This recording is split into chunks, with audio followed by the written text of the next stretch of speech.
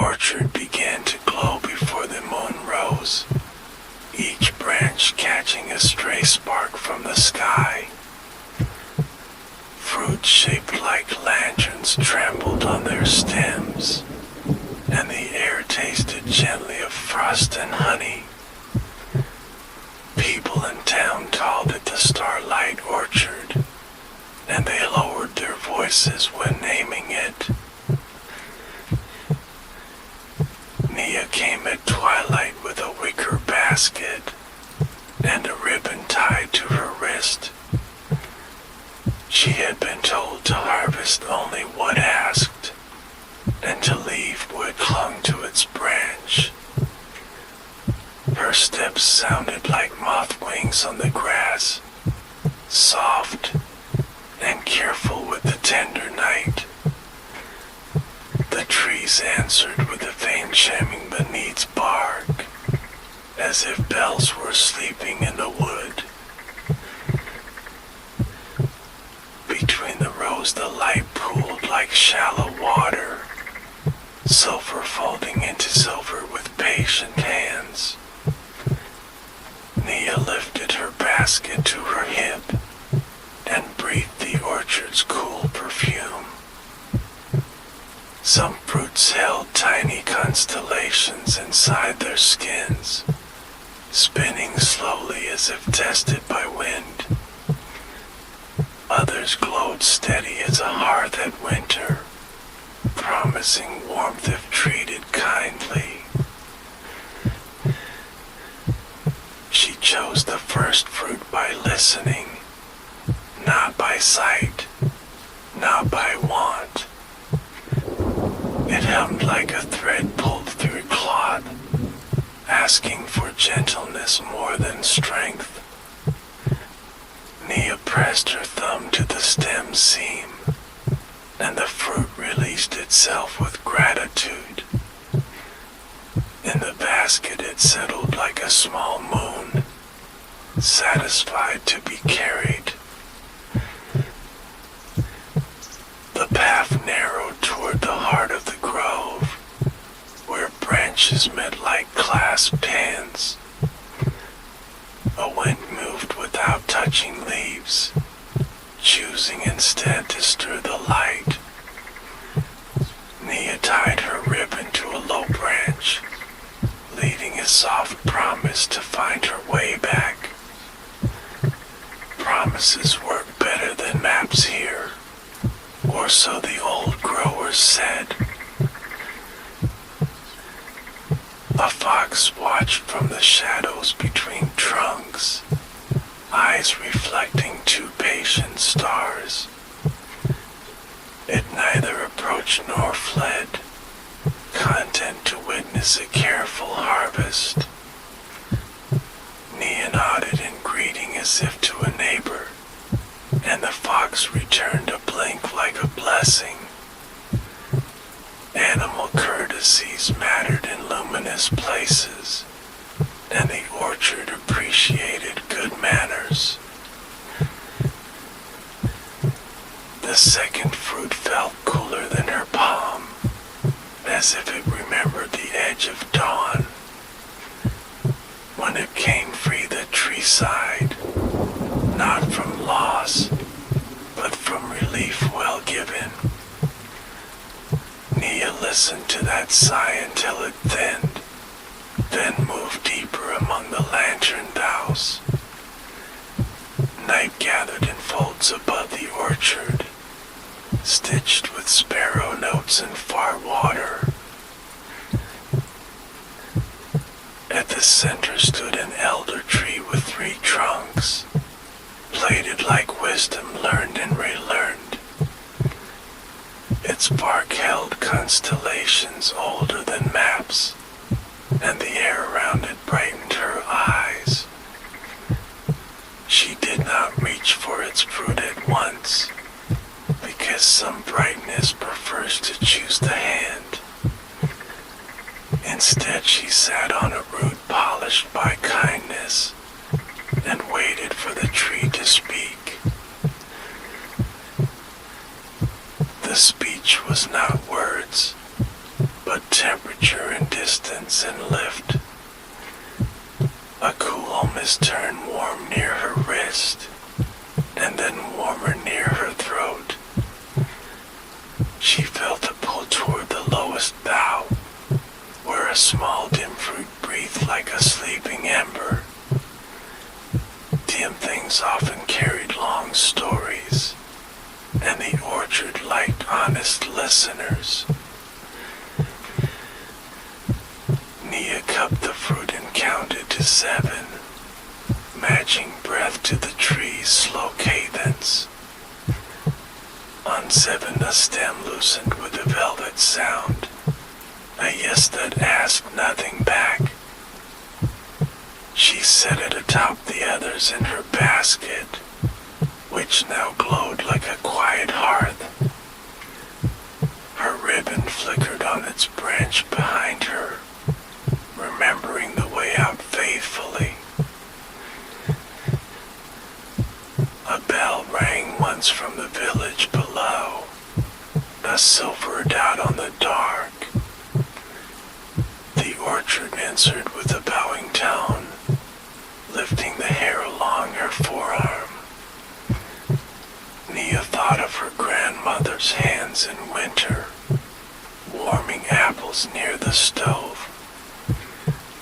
Stories liked to braid themselves with what they touched, and the braid felt sturdy tonight. She rose and followed the corridor of branches, where the light thinged to river mist. There a wooden gate waited without hinges, standing between two trunks like a thought. Everyone in town knew about the gate, though few had seen it open. It led to the orchard's crescent, a place the stars visited on foot. The gate only opened for gentle burdens, never for greed, never for hurry. Nia set down her basket on the path and knelt to listen for permission. The fruits answered with small interior tides, lapping the thin membranes like shorelines. She waited until their waters settled, then touched the gate with 2 fingers. Would change temperature under her hand, from night cool to skin warm, then back.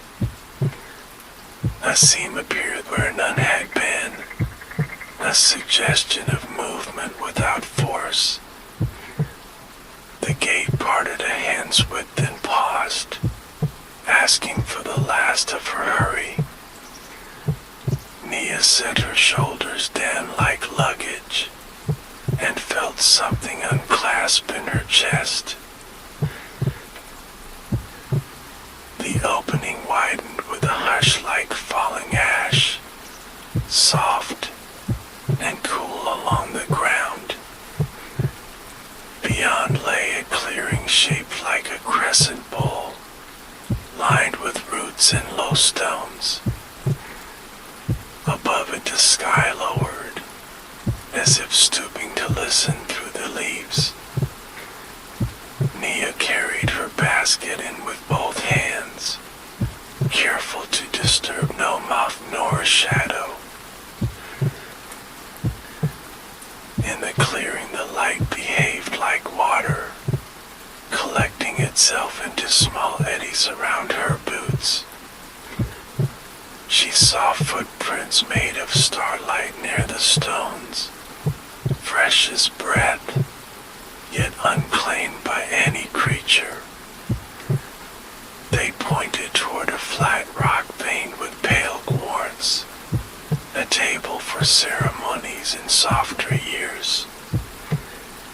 She set the basket on that rock and waited without intention. A thin music gathered where the branches arched, strings tuned by dew and distance.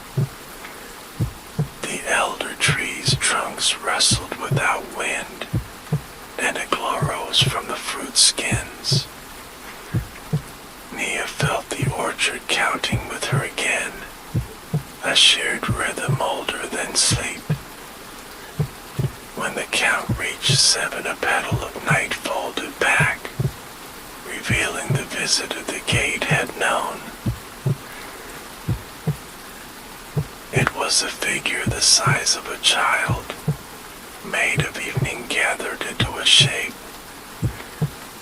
Not a ghost, not a person, but a presence with pocketed light. It stepped carefully across the clearing, placing its feet in the earlier footprints. Where it touched the ground, the grass brightened, then forgave the brightness quickly. Nia did not bow or speak. She breathed and kept her hands visible. The presence lifted a palm filled with wandering sparks and offered them to the basket. The fruits accepted the sparks into their centers, steadying their small constellations. The orchards chiming deep into a velvet cord, and the clearing warmed at her ankles. Something like a question moved through the leaves, turning each glow a shade paler.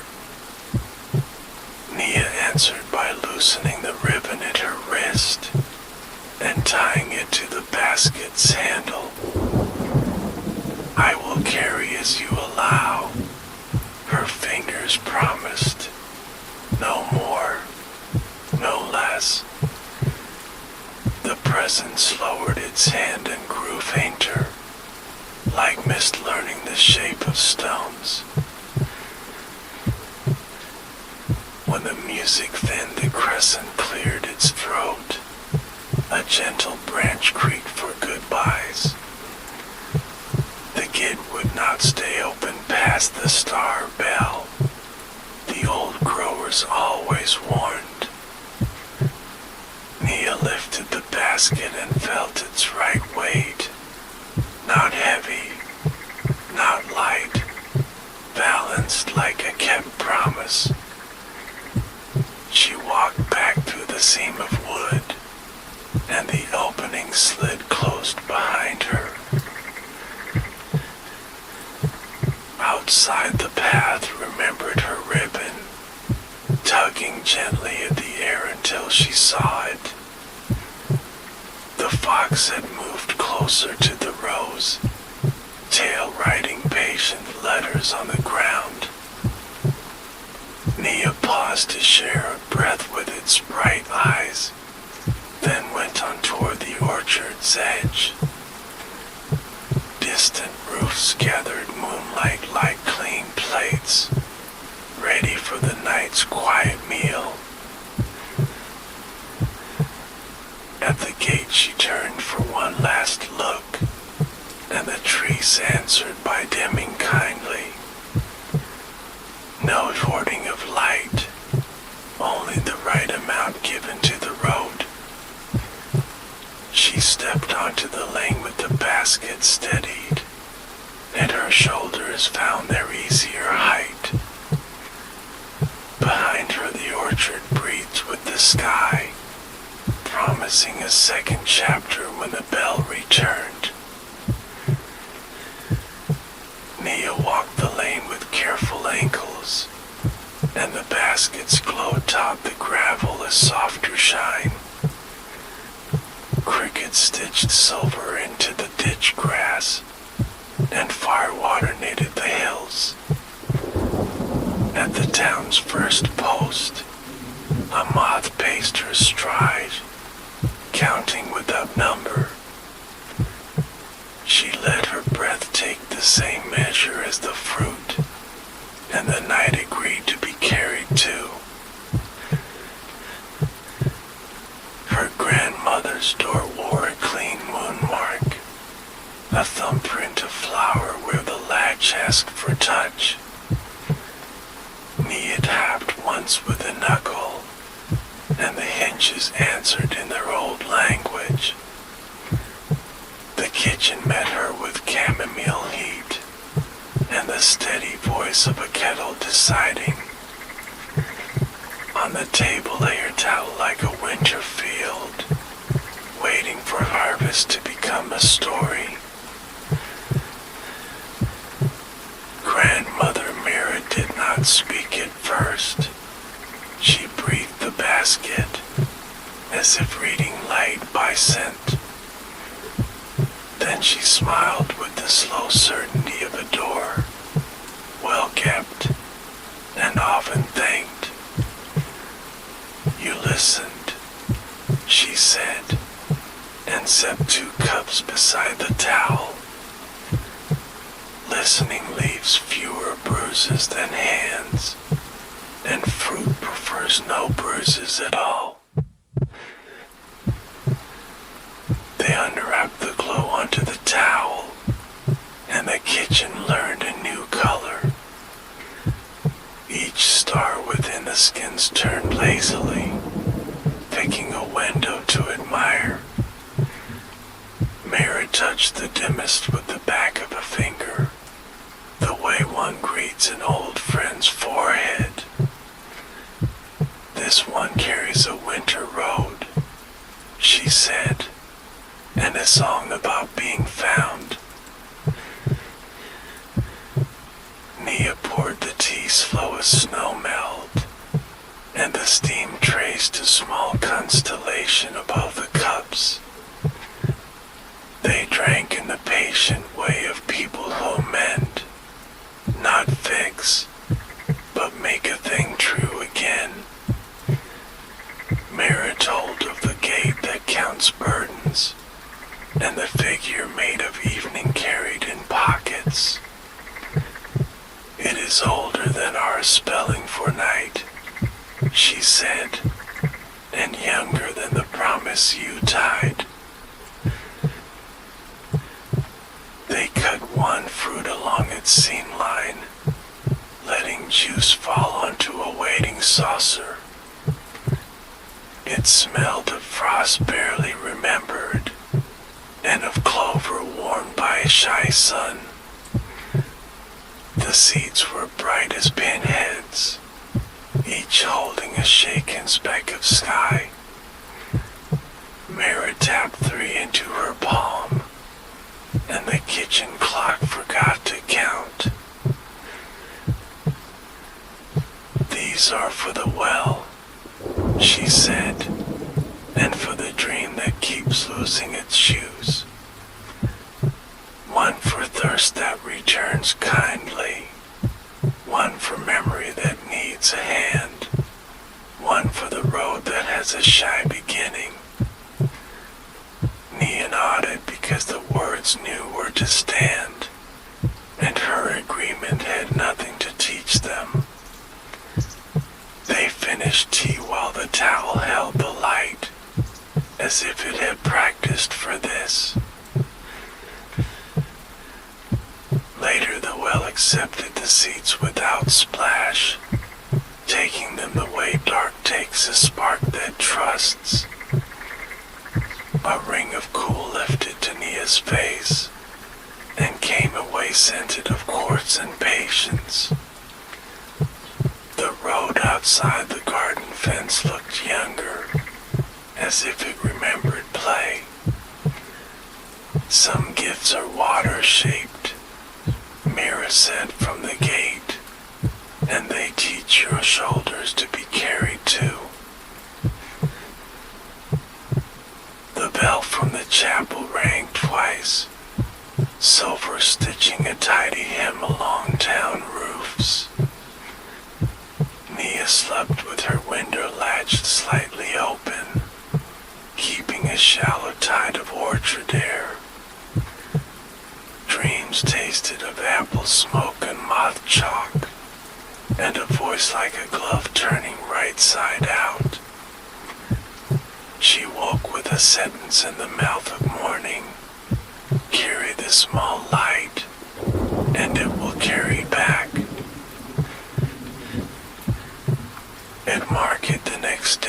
basket wore a cloth, and Nia's hands wore the habit of quiet.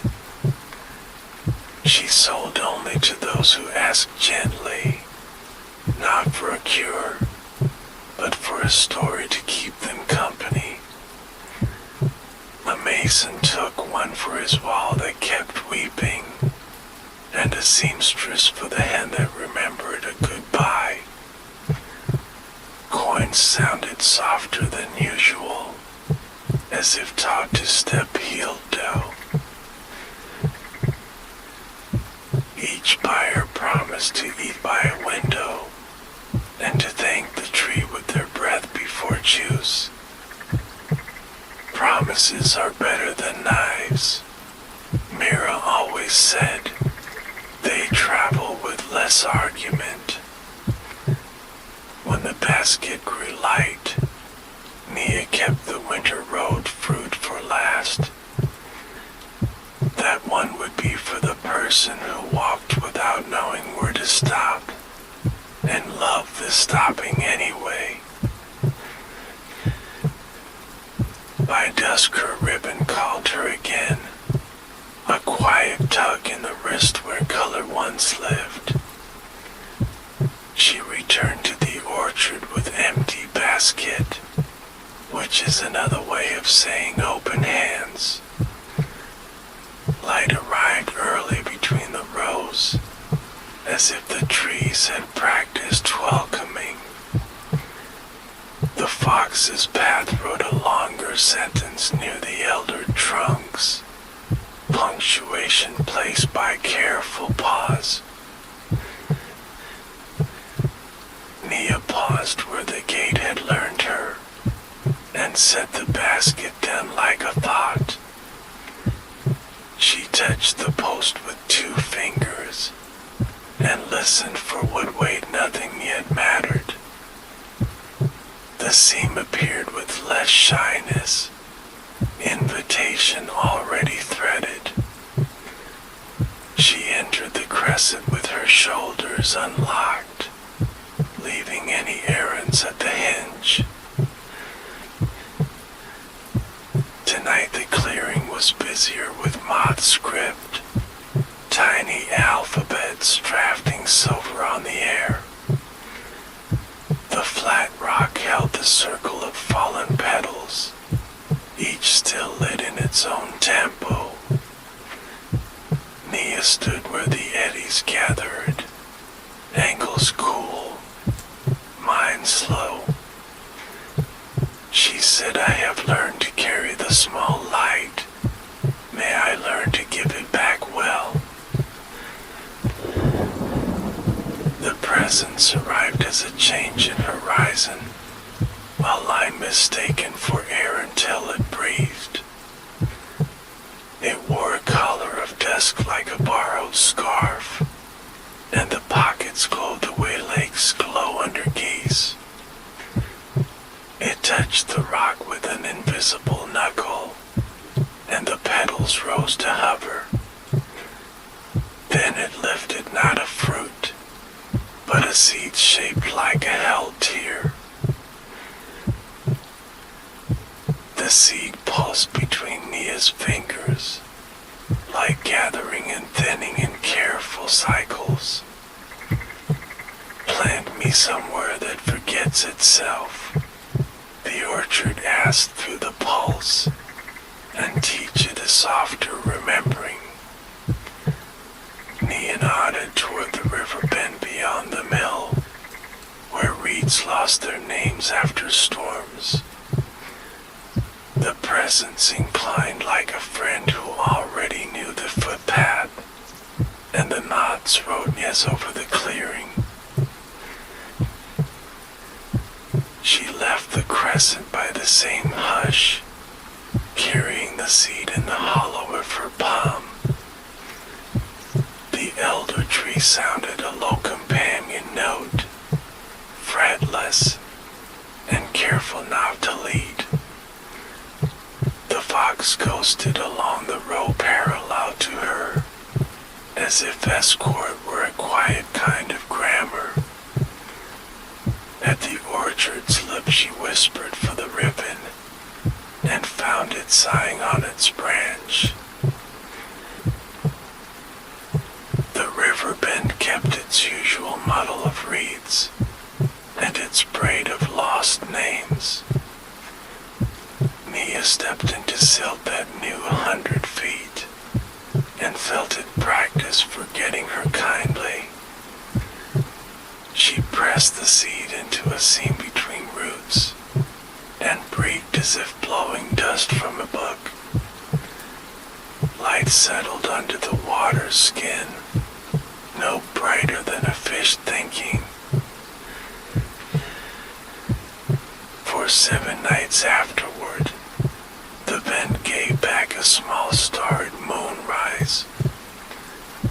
It never rose above the surface. It stayed with the minnows and the slow radials. Children claim they could catch it with gentle hands, but each time they tried it slid into their reflections. That was better than pocketing, Nia thought, because pockets forget on purpose. A rumor traveled uphill from the quarry road, walking the mouths of travelers like a tired mule. Someone from away wanted orchard fruit for lanterns, and for coins that clinked like sleet. They said they could make the light stand still, and sell it 12 times to eager windows. The town lowered its size to its own shores, but the rumor still did its work.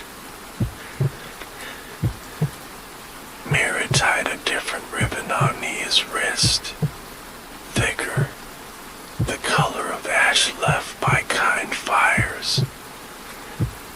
This is for telling difficult truths gently, she said, and for making a gate out of speech. You may need to show someone how to turn back without shaming their feet. Nia felt the knot settle like a quiet bell against her pulse, and the kitchen learned to steady her silence. She met the traveler at the bridge by the mill, where water measured voices and asked for smaller words. He wore a coat too stiff for the lane, and a smile that kept forgetting the rest of his face. He spoke of mirrors that never dim, and of halls filled with rented stars. Nia listened until the river felt included, then answered with a basket-sized truth. Light that does not choose its carrier dims even in crowded rooms, she said. Fruit that is taken grows heavy and falls into hands with the weight of sleep. You will sell the tired kind, and people will think you sold them night. Night will feel insulted and follow you home. The traveler's smile remembered his face for a moment, and his coat unlearned its stiffness at the elbows. He asked if there was a way to help, and still carried light to people who feared their windows. Nia showed him the ribbon knot, and taught him to count breaths at the orchard gate. Carry what asks, she said, and teach buyers to say thank you before swallowing. He came at dusk to the rows with measured hands, and a mouth that had practiced quiet. The gate considered his hurry, and found it lighter than coins. It opened a hand's width, then a shoulder more, then exactly the space of his new patience. notes in a whetstone of advice, and the road lost some of its hard glitter. When wind bent the wheat fields toward the hills, the orchard tuned itself for autumn. Lantern fruit grew deeper in color, and the elder tree shed a ring of listening bark. Nia walked the crescent with bare feet once, and the ground learned her arches kindly. The presence traced a circle near the flat rock, and left to see the color of fog and wool. This one is for a door that cannot sing, said the clearing, or perhaps the moths said it together. Planted in a threshold that forgets to welcome and wait through two rains.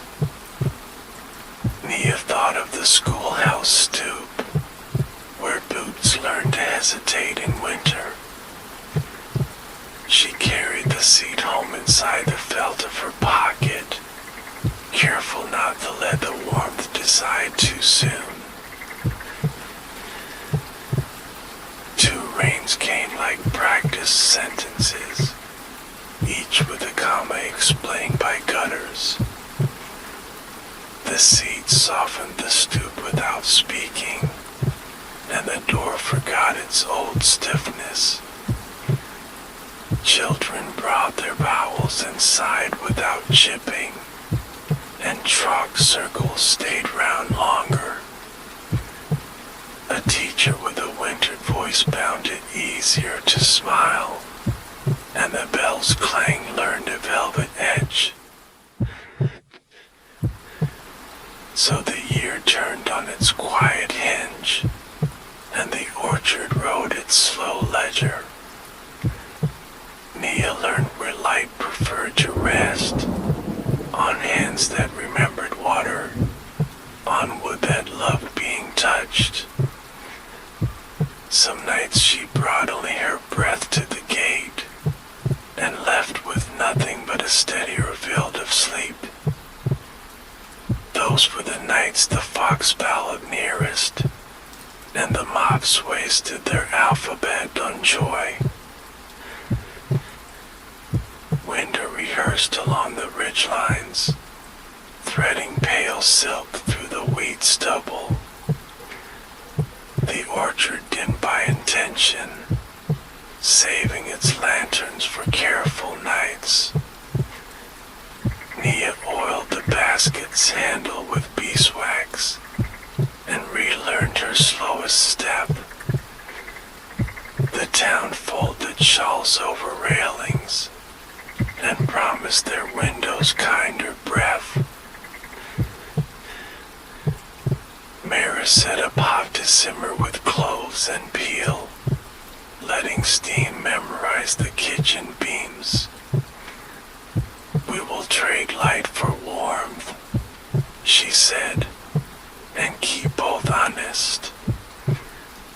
They sliced thin rinds from the dimmest fruit, and taught sugar to speak softly.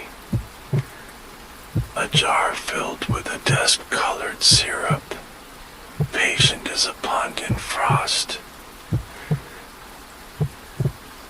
At first Snow the Fox left tidy sentences, stitched in white across the orchard edge. Nia read them by lantern, and answered with crumbs of warmth. The elder tree kept its three-trunk posture, breeding patience with the smell of cold.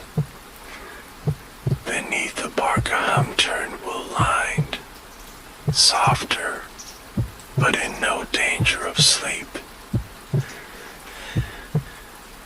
Travelers came with stories of dim cities, where night was taught to forget itself.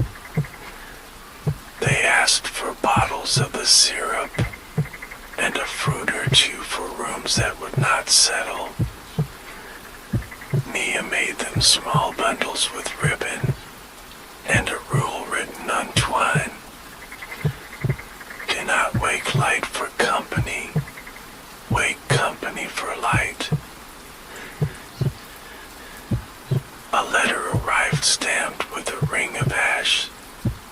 drink smelling faintly of iron and rain. It was from the traveler in the stiff coat, less stiff now, by his hand. He spoke of a hall that had learned to echo kindly, and of buyers who whispered thank you into their cups. He enclosed a button the color of road dust, for the fox's collar if such things were worn. Nera laughed like a kettle choosing to sing, and sewed a button to a length of felt. The fox declined collars in general, but approved the offering by standing near. Nia tied the felt to a low branch instead, so one could borrow it on dark walks. The branch held the road dust color firmly, as if remembering the traveler's corrected stride. Snow deepened, teaching fences to measure their quiet. The gate to the crescent hid its seam, but not its listening.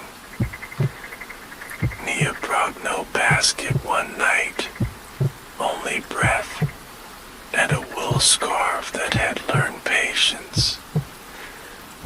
The opening widened for empty hands, and shut behind her like a page.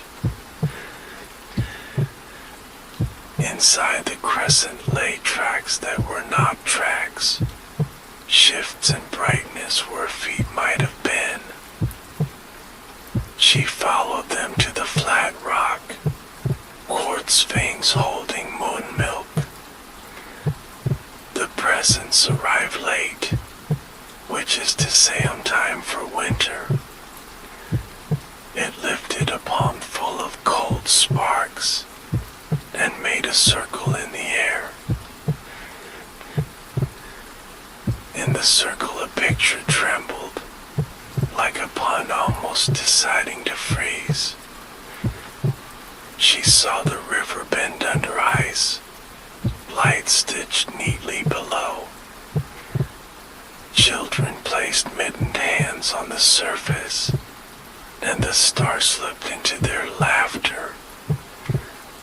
The laughter steamed, rose, returned as warmer frost along reeds. You have planted remembering, said the clearing in moth script. Now plant forgetting where it has grown too sharp, before it injures sleep. Nia asked how forgetting could be kind, and the presence answered by dimming gently. Some names are thorns, it wrote on air, and some silences welcome bare feet. She thought of a quarry road where the rumor traveled, and of a shed that had kept the wrong echoes. There, she said to the moths, and the circle brightened in approval. The presence dropped a dull seed like a small stone, and it warmed in her glove on the walk back. Stones know where to rest, Mira always said. Teach them the floor and they teach you the wall. She set the seed on the shed's center threshold, where boots had taught splinters to argue. Breath fogged the air into a workable cloud, and the seed learned the cloud's edge. By morning the plank wore a gentler grain, and hammers inside found slower tempers. Men stepped out at noon, surprised by their own smaller voices. Winter loosened a front button, and sun threaded quicksilver between roofs. Children tested the river with bundled knees and learned the alphabet for safe. Nia returned to market with syrup jars and a folded card of promises. Buyers signed with their breath, which neatly avoided insignificational pride. A potter traded bowls that remembered heat, even when cold soup tried to teach forgetfulness. A weaver traded a shawl that loved shoulders, especially when worries tried to make corners. Nia tucked each trade into the ledger of the ribbon, a book only wrists can read. Mary watched, and the kitchen gained one more steady chair. Spring came in notes rather than sentences, bird syllables practicing at low branches. Snow retreated with polite bows to ditches, and the orchard tried on a thinner light. Lantern fruit began as clear marbles, with seeds rehearsing in private. Nia walked among them without touching, because beginnings need air. One morning the elder tree shook off a ring of bark and left it at her feet like a bracelet. She lifted it to the old well's stone lip and fitted it there like a vowel learning its sound. Water caught the ring's scent of patient wood and rose to greet thirsty mouths more kindly. The townsfolk tasted cedar in their noon and spoke slower until it passed. A cousin arrived from the sea with salt gifts and a rumor of storms that needed names.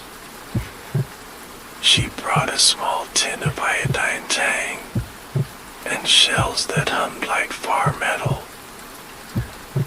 Nia traded a jar of dusk syrup for a rope learned soft, so knots could remember to be undone.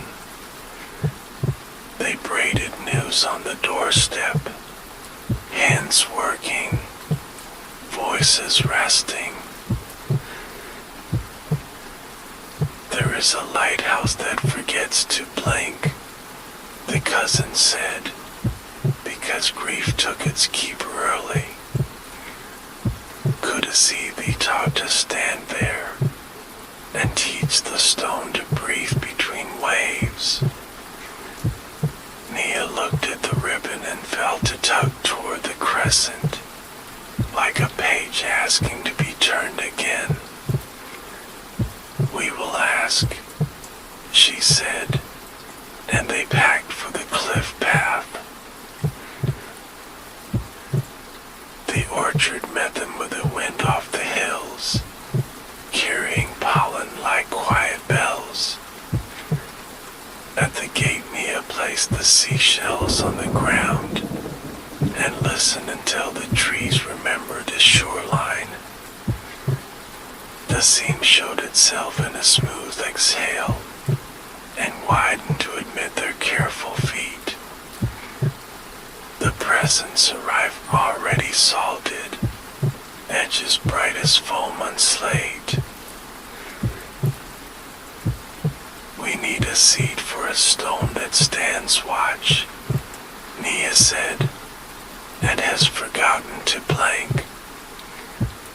The presents circled the flat rock twice, counting breakers only it could hear. It opened a pocket of dusk and set out a seed with a tight line around it. Teach it to time breaths to waves, wrote the moths, and to blink when the wind says please. They carried the seed to the cliff road in a tin, lined with wool and a thread of dusk ribbon.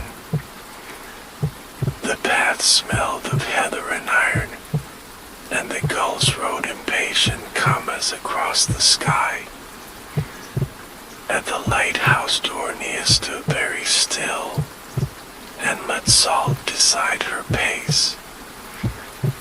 The cousin spoke to the stone, naming each scar until it felt greeted.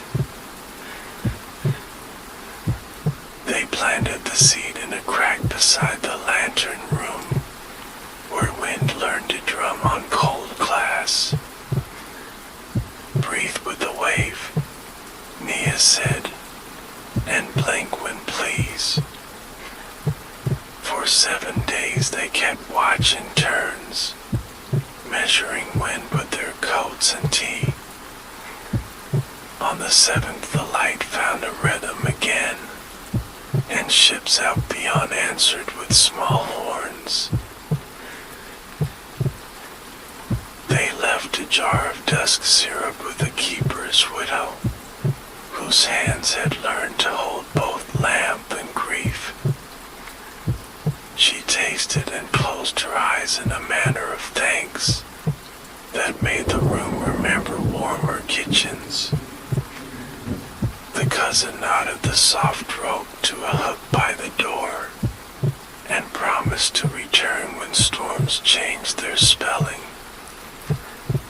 Nia tucked the empty tin into her pocket for the fox's button if wind wished it.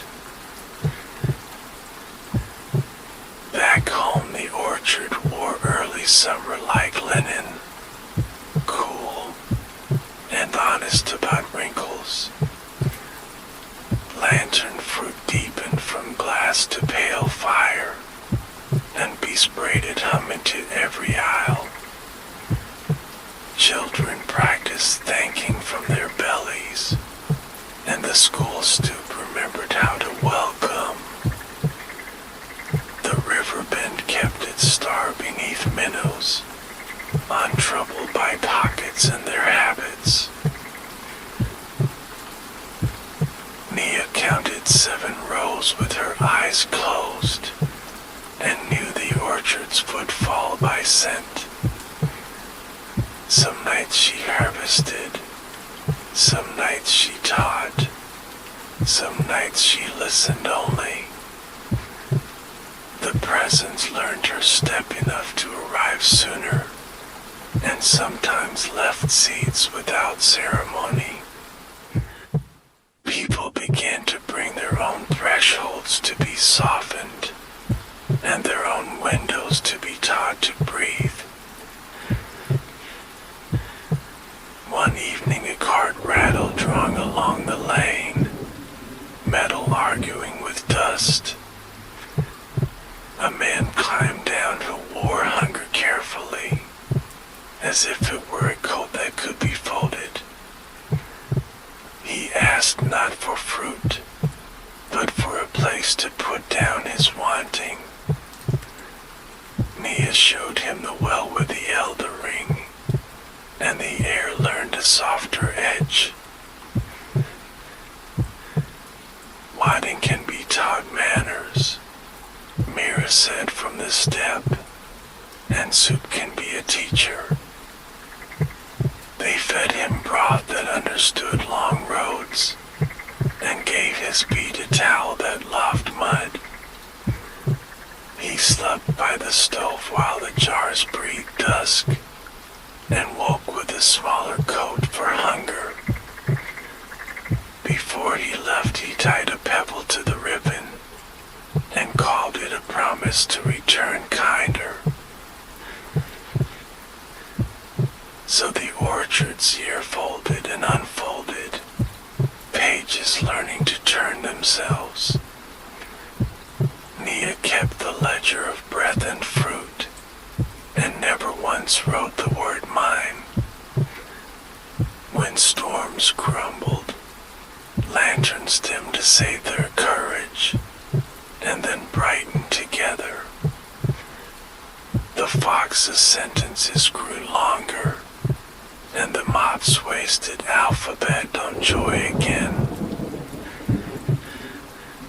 Summer thickened its syllables, teaching noon to walk slower, and roofs to exhale crocheted like a shawl, and beads stitched patient hems along the rows. Nia loosened the basket strapped to a gentler notch, so shoulders would not speak in complaints. Mira set jars on the sill to learn light, and the jars gave back a faint honey breath. A fair arrived and set up quiet tents, painted with moons and small dancing suns. Children traded buttons for chalk stories, and chalk for songs that remembered rain. Nia brought syrup and 2 rusting fruits, wrapped in cloths that knew manners.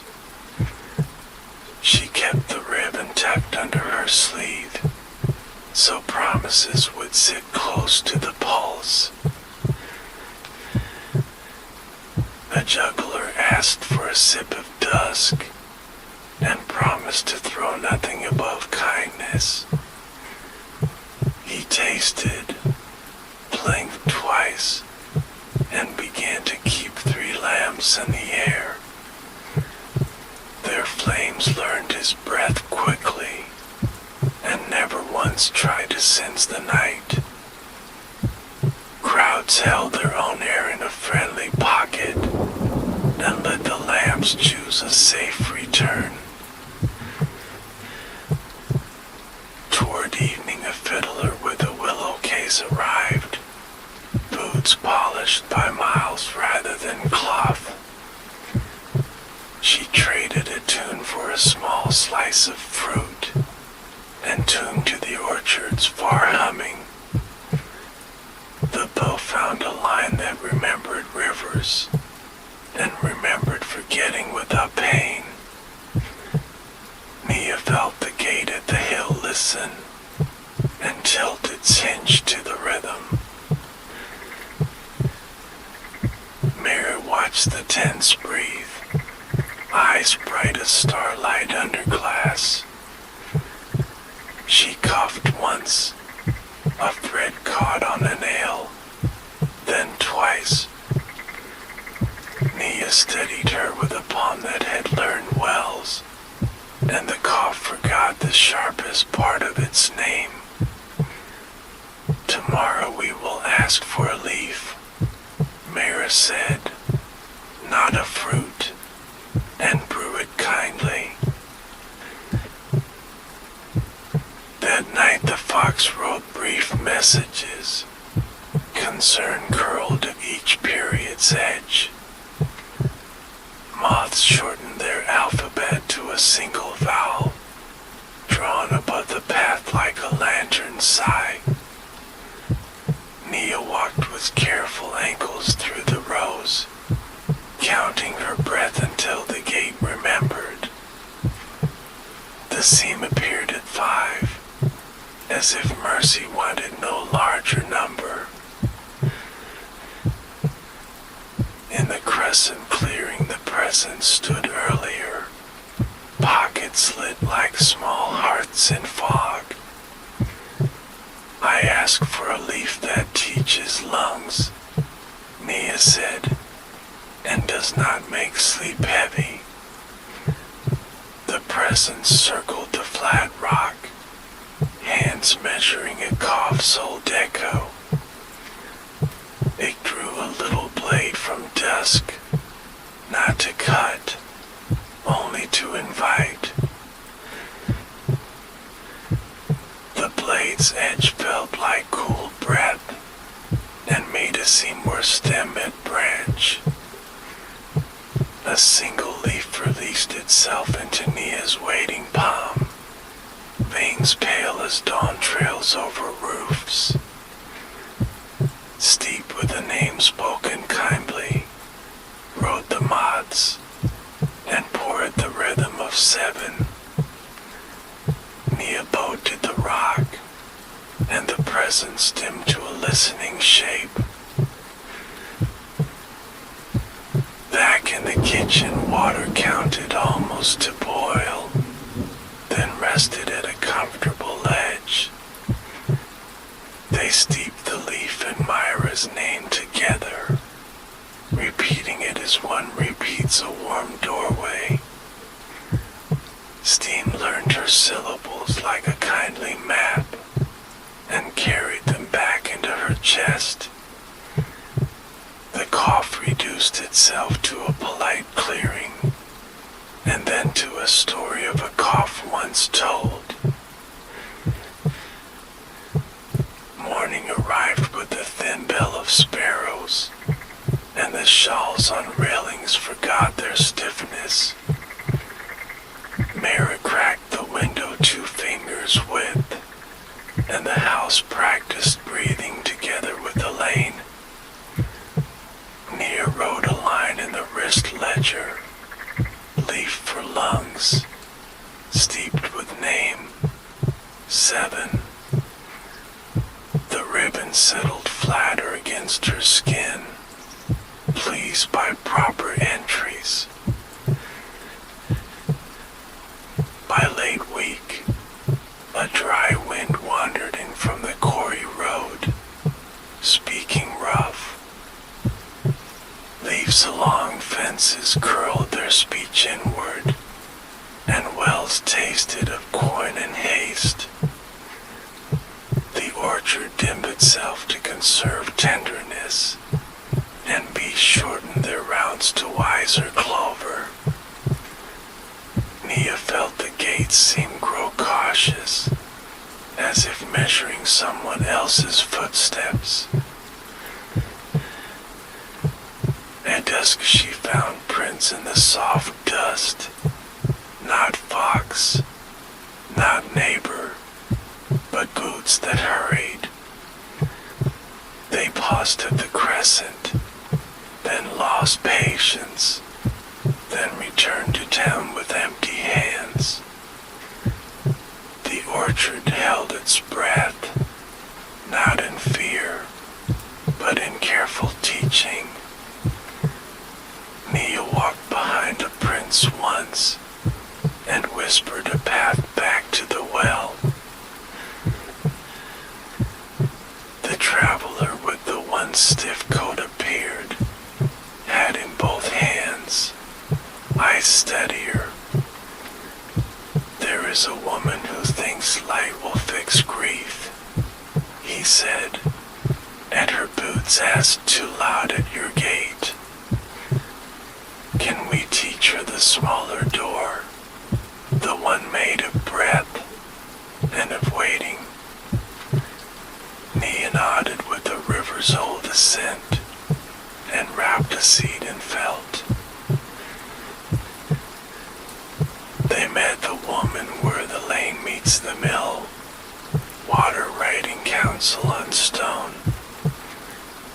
Her hands were full of names that would not quiet, and her eyes had forgotten blank. Nia showed her the ribbon not slowly, letting fingers learn the commas again. She placed the felt-wrapped seed upon the palm, and asked her to count 7 breaths by waves. They walked to the river bend that keeps stars, and the minnows kept company without fuss.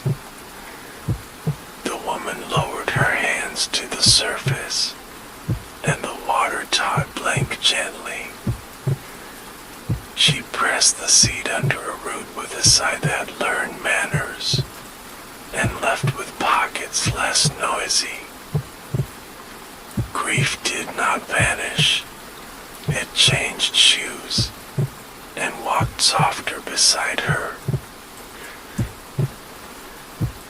After the dry wind failed to sell its hurry, clouds came with the courage of distance.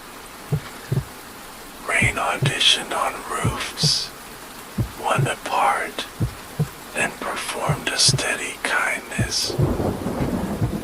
The orchard drank with fruits that remembered lean days, and lantern fruit brightened as if relieved.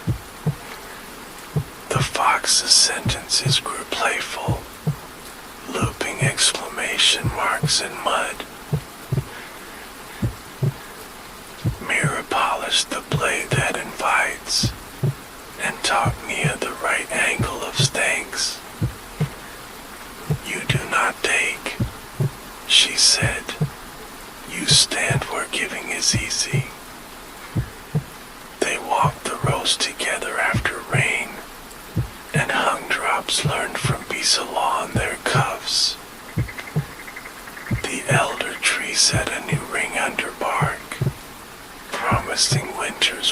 recess argument.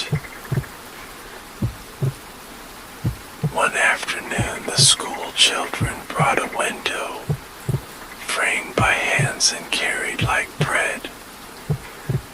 It had learned drafts in winter and stubbornness in summer. Could the orchard teach it to breathe?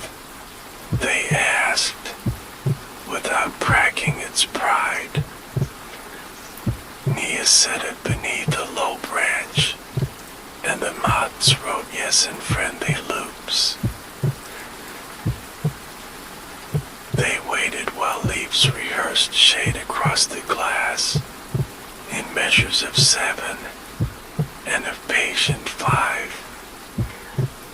The presence lifted a pocket of dusk and released 2 sparks, which settled in the putty like forgiving eyes. When the children peered through, the world looked no bigger, only nearer. The window learned to widen on please, and to close on thank you. Autumn rehearsed its auburns behind the hill, and lantern grew deep into hearth. A letter came from the lighthouse widow, edges smelling of kelp and rest. The light blinks when the wind says please, she wrote, and the steps forget to argue at night. She enclosed a chip of salt bright slate for the fox's next sentence. Nia placed the slate chip at the orchard's lip, where Dew reads small donations. The fox approved with a tail paragraph, and carried the chip 3 rows east. There it lived by a route that had been uncertain, and taught the route a calm grammar. Uncertain roots become thoughtful roots, Mira said, if you give them a story. Nia dreamed a night of many gates, each opening to a room that remembered one kindness.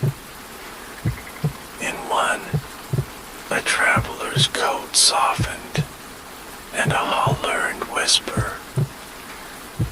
In another, a stupa unlearned its winter corners, and chalk circles stay drowned. In the last, a sea blinked with the waves, and ships found home earlier. She woke with the word rolling like a small apple. Graft, not cut, graft. The blade that invites would know how, if hands remembered to ask. She walked to the elder tree and laid her palm, asking for a sliver of patience to share. The bark lifted a humble strip, sleek as river thought under eyes. She joined a thin branch from a younger tree, whose leaves had learned worry in dry wind. She bound them with ribbon thread, and with a whisper of please and of thanks. Seb considered the invitation, and then accepted with a warm decision. By dusk their veins traded stories, and the younger leaves read kinder sentences. Mara nodded at the graft and sat down slowly, hands folded like lids over resting pots. Her eyes traveled the rows with old certainty, counting lanterns that did not need numbers. When I am too old for ladders, she said, teach the orchard to stoop to new hands. Nia promised with shoulders a small ledger under ribbon. Evening felt like a page that knows where to land, clean and sure of its margin. The crescent opened without being asked, because sometimes trust walks ahead. The presence arrived with pockets almost quiet, carrying only a tiny clasp of light.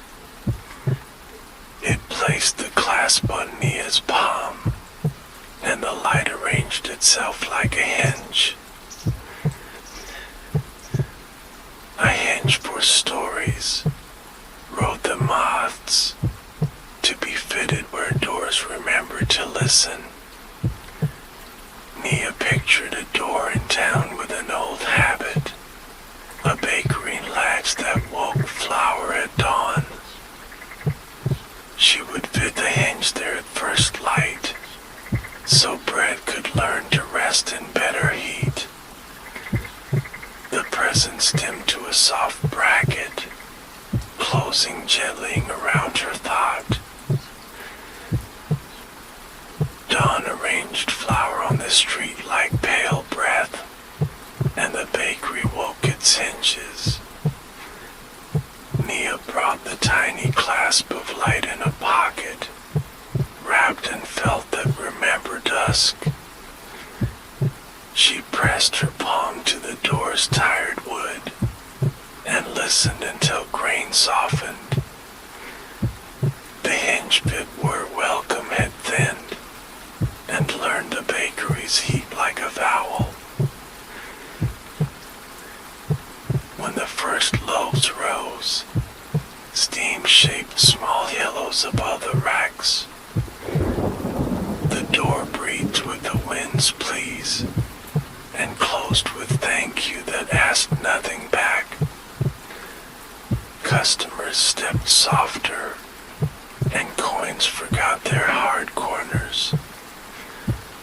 Bread rested well even after slicing, as if crumbs had been taught to stay. Mira sat on a stool near the window, hands folded, eyes bright in their own lane of light. The cough visited in memory only, like a guest who writes a letter instead. She watched Nia measure the town's small thirsts, and meet them with seeds, leaves, and listening. The ribbon on Nia's wrist learned a deeper slack, because trust had made good shape. By harvest, the elder tree's ring had settled, and the graft wore its first courage. Lantern fruit brightened at evening like patient bells, and bees finished their long paragraph. Nia walked the rows with children in tow, teaching fingers to think before they touch. The crescent gate opened at 5 again, pleased by a chorus of small breaths. The presence arrived with pockets nearly dark, holding only a single slow spark. It lifted the spark toward the sky's first star, and showed how two lights share one patience. Nia mirrored the gesture with a fruit barely lit, letting its inner map choose a window. Some windows need directions, the moths wrote, and some only need a story. A window on Quarry Lane had learned to glare, polished by anger and by hurried cloth. Nia set the fruit on its sill at dusk, and waited with the quiet of wells. Inside, voices loosened their boots, and sat. The glass began to see instead of stare, and the room learned edges that did not cut. A man opened the door with careful hinges, carrying a question that had learned please. Is there a way to keep a room from hardening? He asked, when work forgets to be gentle.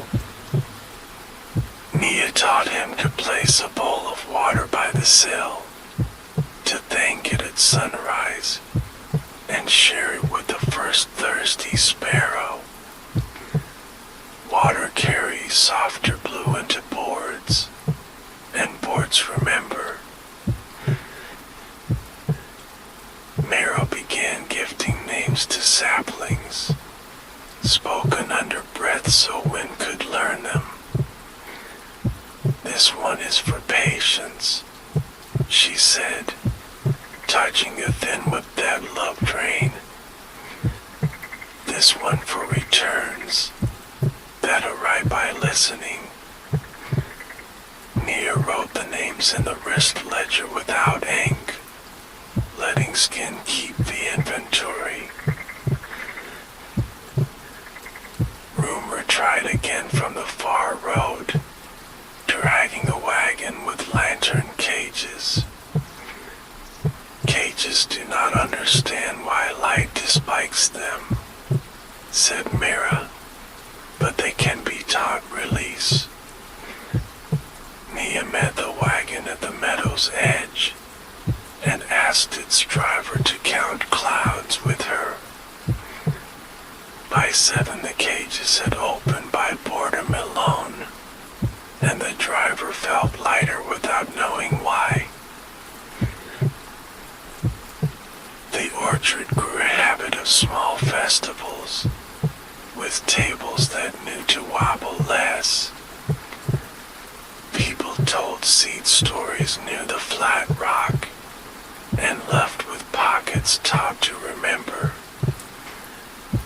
Once, a child asked if the presents had a name, and whether names could be shared. The moths wrote a circle that said almost, and enough.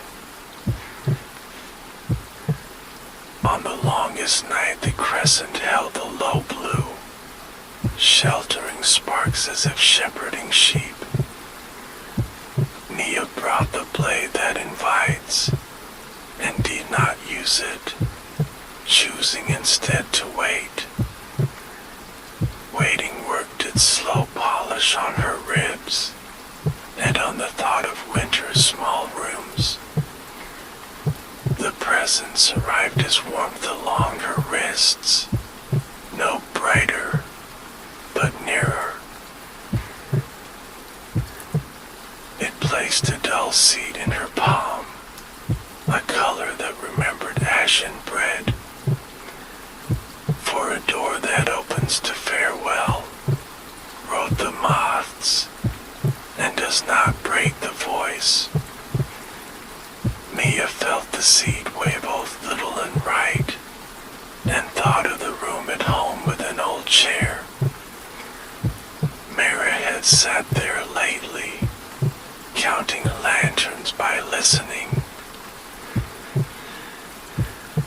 She planted the seed under the threshold of that room, while Mara slept with hands folded. Breath measured the wood into kinder boards, and the floor forgot to insist. When morning came, farewells practiced themselves in small portions, as if learning portion sizes for sorrow. Mara smiled with the side of her mouth that kept secrets, and asked for tea poured at 7. Through late winter, Myra's steps shortened to careful commas, each one asking patience. She blessed the graft with a palm, and it answered with a warm line under bark. I like the orchard's new grass. grammar, she said, and the way your ribbon keeps time. Nia put her ear to the elder trunk and heard 3 heartbeats, hers included. One evening Snow practiced leaving, and the well tasted of cedar and dusk. Mara sat in the old chair, and the threshold seat warmed on cue. Teach the orchard to stoop to new hands, she whispered, and to forgive ladders that wobble. Nia promised with both wrists, and the ribbon kept the oath in its weave. When Myra's breath decided to thin, it did so like lace, not like tearing. The bakery hinge breathed for her once, and the river bend kept its star steady. Nia held Myra's fingers and counted to 7, because 7 had learned to carry. On 7 the room loosened its corners and made space for a quieter name. The fox wrote a long sentence in the snow that night, without punctuation, because grief prefers open minds. Moths drew a circle above the threshold, then lifted it to the orchard. Nia wrapped the ash color driven around the blade that invites, and placed both on the flat rock. The presents arrived and stood beside her, pockets empty on purpose. They listened to the elder tree name its rings, in a language that favored pauses. Then a small light gathered where the blade lay, not bright, but exactly enough to see. It climbed Nia's wrist like a measured breath, and settled beneath a ribbon's knot. This is how work becomes blessing, wrote the moths, and how blessing becomes work. Spring returned without fanfare, preferring small rehearsals along fences. Children learned to ask the gate for stories, and to leave with less than they brought.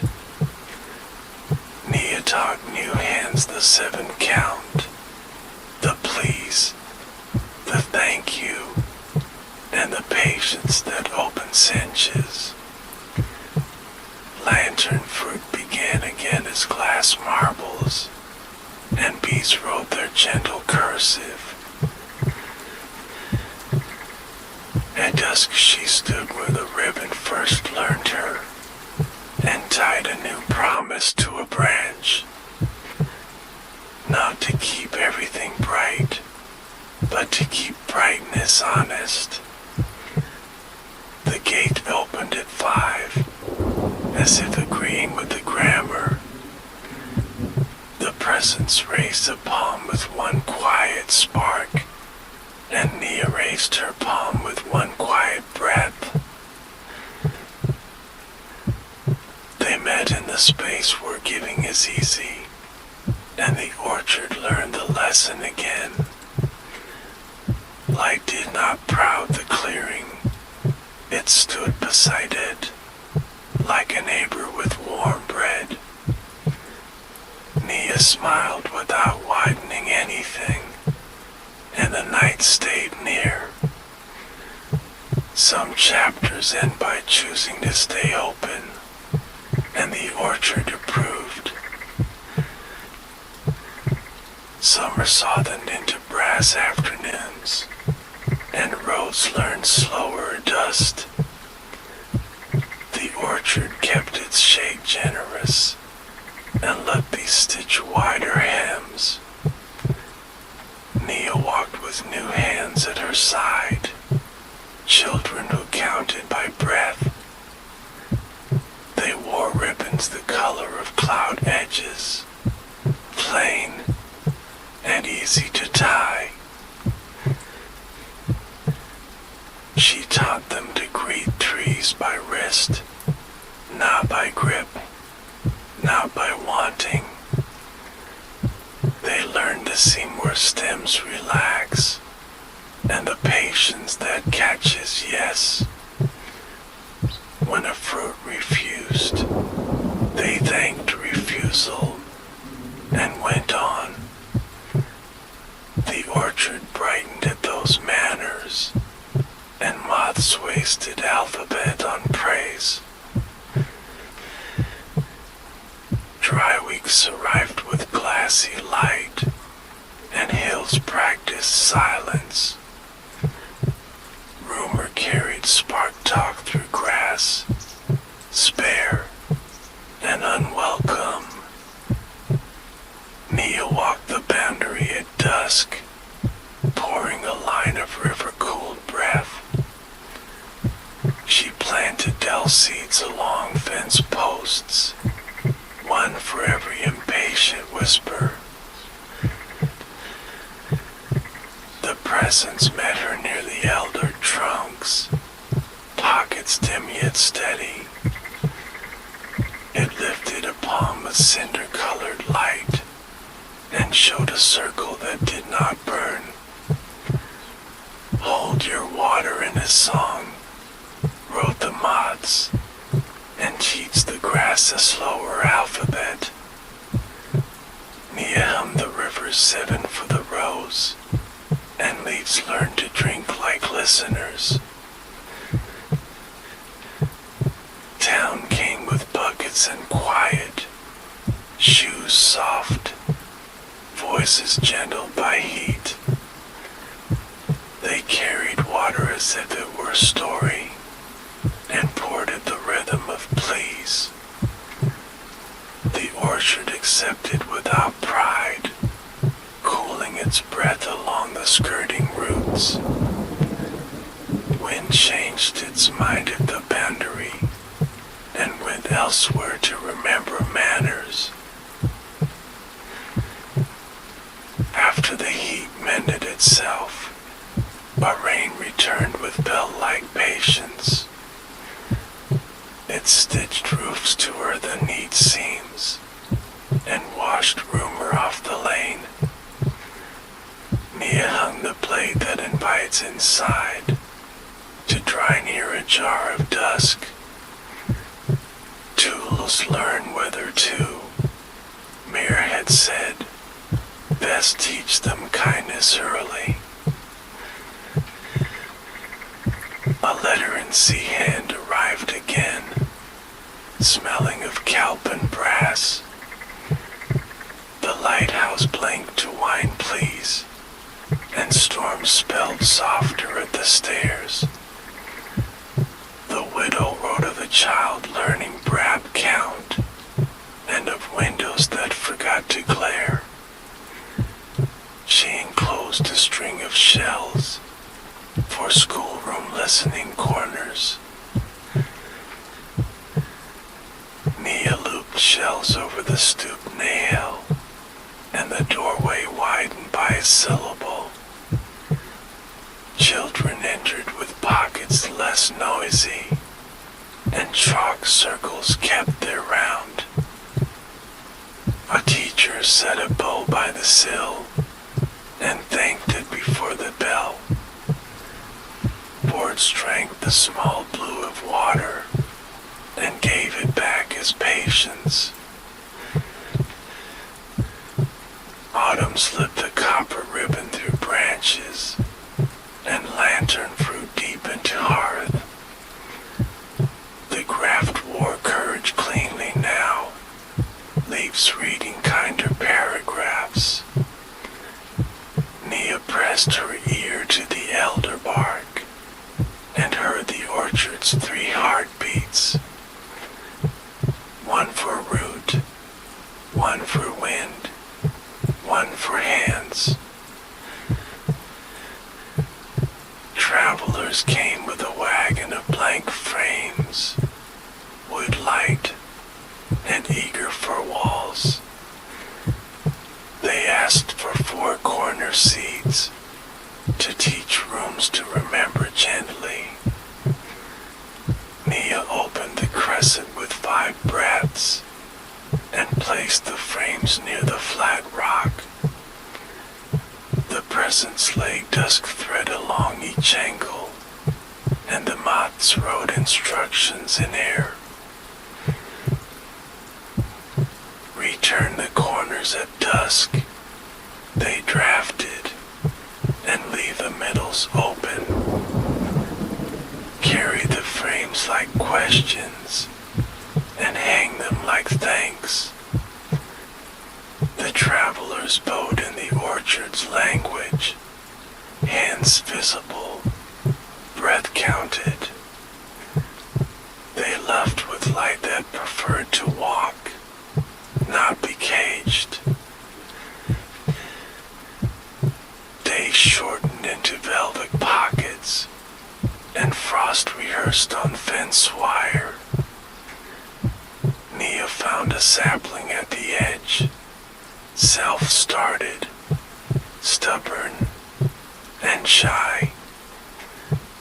She spoke its name softly to the ribbon, calling it return, because names can be instruction. Return listened, and set its small leaves toward wells. At market a woman brought an empty jar, and a silence that hurt. She asked for syrup to mend a chair's memory, which had splinters of the loud dinner. Nia poured dusk until the jar remembered patience, and tied a thin ribbon around its neck. Thanked the chair before sitting, she said, and let it tell you when to rise. The woman returned a week later with quieter eyes, and a small laugh that had learned moderation. The chair was softer at the elbows, she said, and the room remembered a better soup. She left a button the color of evening roads, which the fox accepted by standing near. The button lived on a branch that loved wind, teaching it to slow. On a pale afternoon, a boy wandered under the rose, hands in pockets. He asked nothing, but his shoulders asked for him. Nia gave him a task with 7 steps, counting shadows between trees. At step 7 he found a doll seat, and a place where path forgot. Planted where names have sharp corners, she said, and watched the corners round. He planted behind his own house door, which had bitten chins for years. By weeks and the door learned please and thank you, and the boy walked without guarding. He returned with a ribbon tied in practice, asking to learn a gait. Winter drifted down in small permissions, and benches remembered laps. The presents arrived early most nights, pockets quiet, steps sure. Sometimes it brought a leaf that taught lungs, sometimes a seed that taught doors. Sometimes it brought nothing, and nothing was the lesson. Nia began a ledger of places beyond town, open pages smelling of cedar. She wrote lighthouse chaos, school stoop, quarry lane window, and a space called next. Her ribbon learned the pages weighed and held it like a steady hand. Return grew taller at the edge, practicing shade as a language. On the year's last market, she set one fruit aside, unmarked. This one would cheese its person by breath alone, without coins, without wanting. An old man paused with empty hands, and a thank you that arrived first. The fruit brightened at his shadow, and went home to a quiet chair. That night the fox wrote its longest paragraph, curling around the elder roots. Moths lifted circles above the flat rock, and drew one more around Nia's wrists. The present stood near enough for warmth, and far enough for a breath. They said nothing because saying nothing was correct, and the orchard understood. Snow pressed its quiet face to the orchard, and roofs breathed in measured white. Lantern fruit rested like bank coals, contented him without complaint. Nia counted the rows by sentence step, teaching new hens winter patience. Return held its leaves like small thoughts, green even in the hush. The presence arrived as warmth near her wrists, not brighter, only certain. It sat down to see the color of dawn ash, and a second like cool tea. One for beginnings that fear themselves, wrote the moths. One for endings that need gentler nouns. Nia nodded and memorized their weights. She planted the dawn ash seed by the mill path, where apprentices started and stumbled. Soil learned to give under anxious heels, and boots forgot their hurry. She tucked the cool tea seed under Myra's chair, for endings that sit without scratching. Wood sighed in its grain, and practiced softer farewells. Storms passed with shoulders lowered, and windows blinked when wind said please. The lighthouse kept time with unshowy grace, and gulls revised their punctuation. Nia wrote the distant places in her ledger, leaving space named next between lines. Return lifted a twig toward pale sun, practicing its hello. In early thaw the well spoke cedar again, and cups learned slower tilts. The school stood beyond without creak, then welcomed chalk dust like snow. Children brought stories on buttons and shells, trading for seed lessons with careful thanks. Moths made small alphabets over their hair, praising each remembered breath. A traveler returned from farther hills, coat mended by patience rather than thread. He carried a mirror that refused to glare, and asked to pay with music. Nia set the mirror under a low bough, so leaves could teach it listening. It learned to reflect without insisting, and the traveler learned to leave light behind. Spring braided itself through fences, and bees reopened their cursive. Lantern fruit began as glass thought, trembling with tiny maps. Nia walked with the children in quiet pairs, showing how yes is earned. Returns crown feathered like a good sentence, neither hurried nor shy. A letter arrived in a careful hand, edges smelling of clay and rain. It came from the mason with the weeping wall, no longer weeping, only remembering.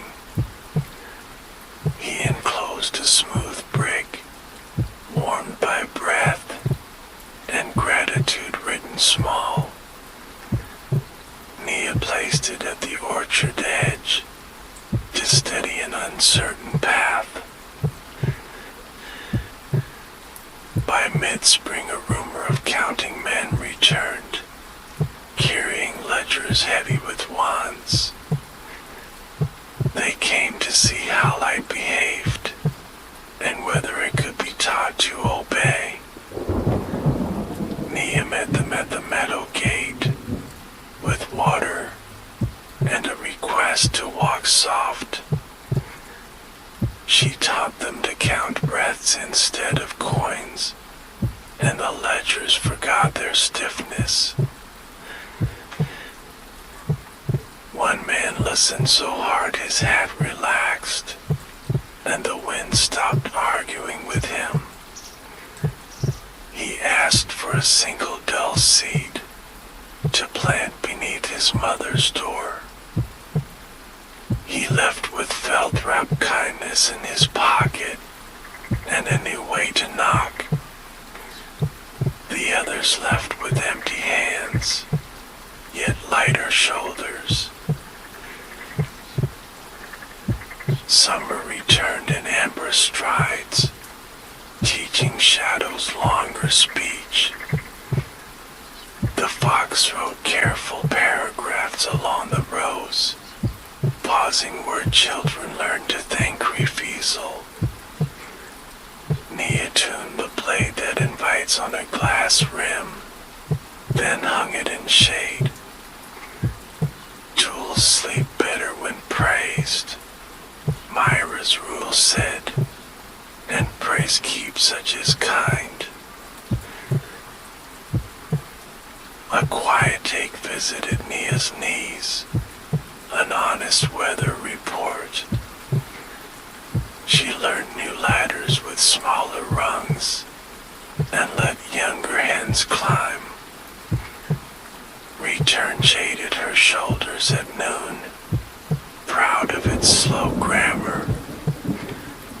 Leaves murmured please when wind hurried, and the wind remembered. They brewed dusk syrup in wider pots, teaching steam to write gentler words. Jars lined the sill like small moons in class, each learning a different patience. Nia labeled them with ribbon ticks and breath count. Never ink, never claim.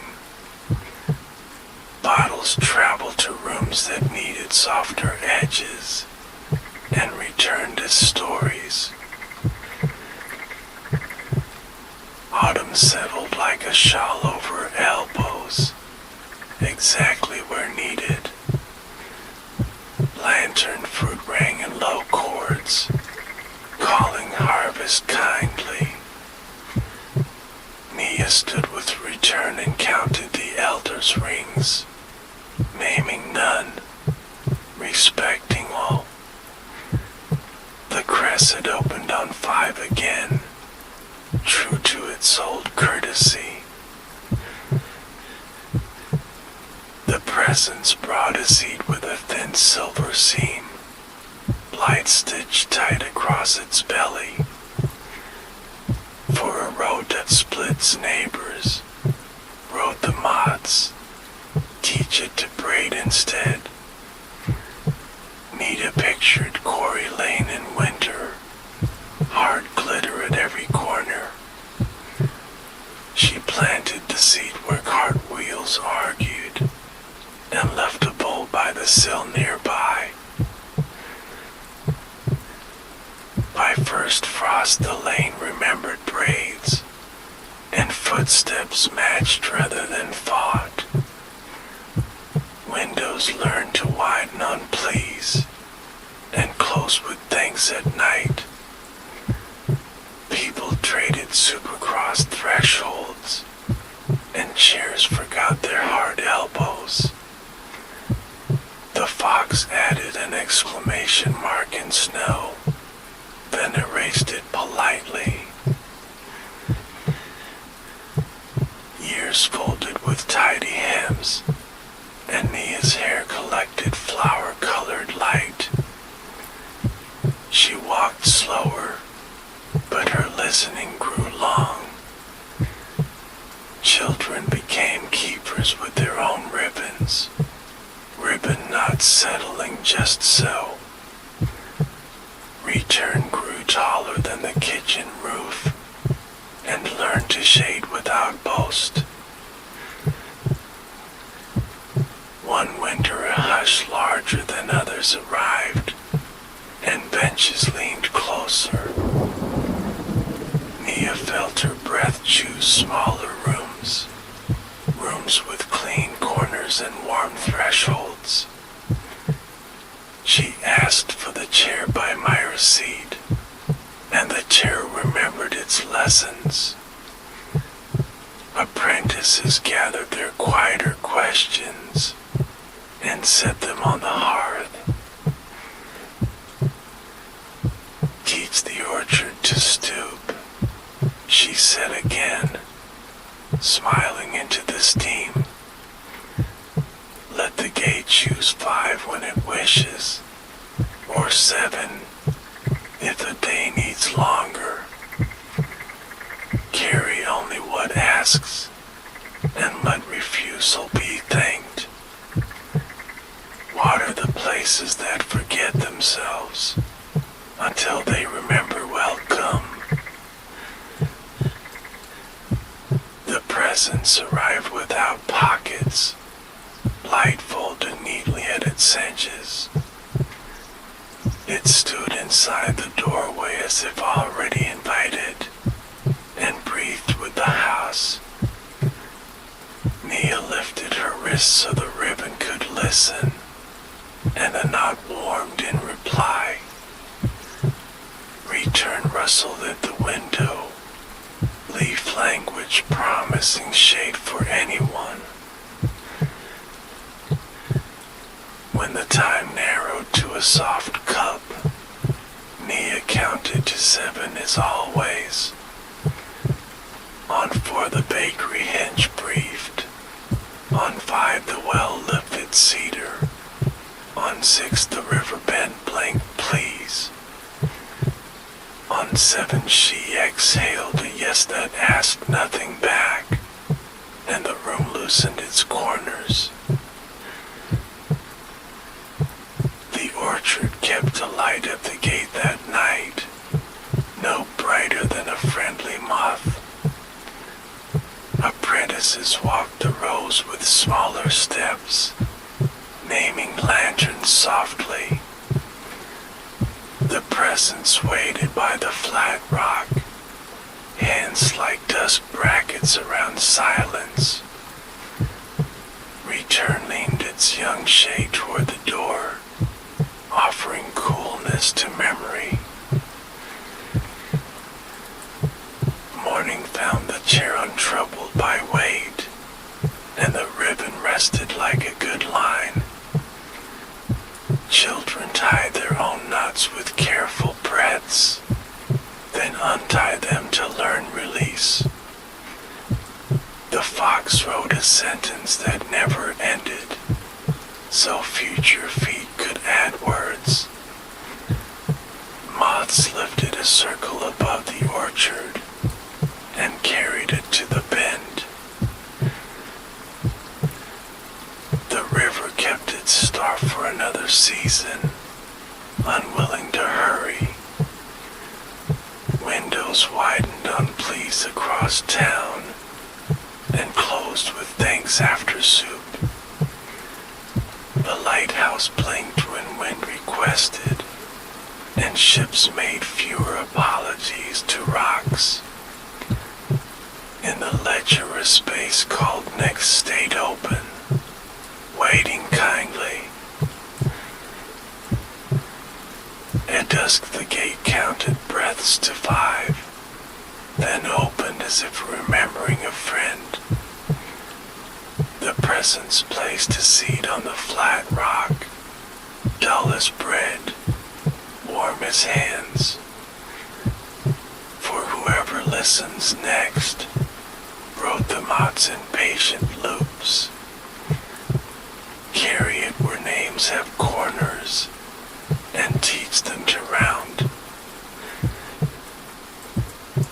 The apprentices stood in a small arc, breath counted, hands visible. They chose the youngest to hold the seat, because beginnings like beginnings.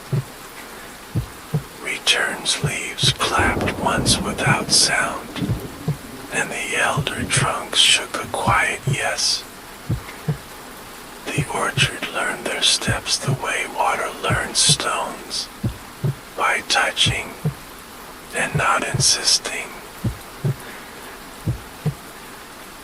Night walked down from the ridge in wool, and roofs agreed to rest. Lantern fruit dimmed to the color of honest breath, and bees wrote only a closing line.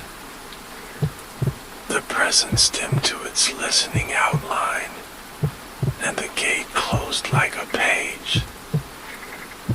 Some stories end by staying open, and the orchard kept that page for dusk.